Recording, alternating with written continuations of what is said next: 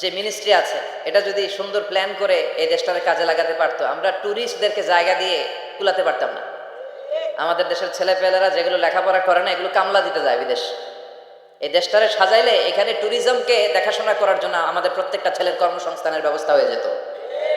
এগুলো নিয়ে চিন্তা নাই, এরা ঘুরতে যায় বিভিন্ন দেশে, দেশ নিয়ে চিন্তা নাই। আল্লাহ আমাদের নেতাদেরকে তুমি হেদায়েত দাও। এজন্য ঘুরবেন, দেশটাকে ঘুরবেন। আমি আমার ছোটবেলাতেই পুরো বাংলাদেশ ঘুরে ফেলছি।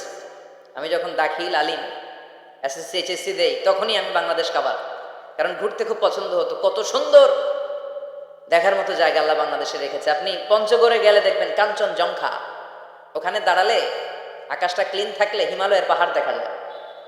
বাংলাদেশ থেকে দাঁড়িয়ে কাঞ্চনজঙ্ঘা থেকে হিমালয় দেখা যায়। ওই জায়গাটারে যদি ট্যুরিজমের জন্য প্রমোট করা হতো, lakh lakh tourist Europe America থেকে ছুটতো। এখন এই দেশে আসে না, সিকিউরিটি নাই, কোনো নীতিমালা নাই, কোনো নিয়ম কানুন নাই। এজন্য এই দেশে আল্লাহর রহমত নাই। একের পর এক গজব দিয়ে আল্লাহ আমাদেরকে পরীক্ষা করছে। চিল্লা এখন ঠিক কিনা? আল্লাহ তুমি গজব থেকে বাঁচাও, তোমার রহমত নাজিল করো, আমাদের সবাইকে মাফ করো।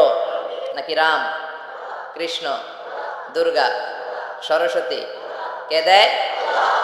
আল্লাহ বলে আমার নেয়ামতের শুকরিয়া করলে আমি নেয়ামত বাড়িয়ে দেব, নেয়ামত আমি বাড়িয়ে দেব। আমার জিকির করলে আমিও তোমাদের স্মরণ করব।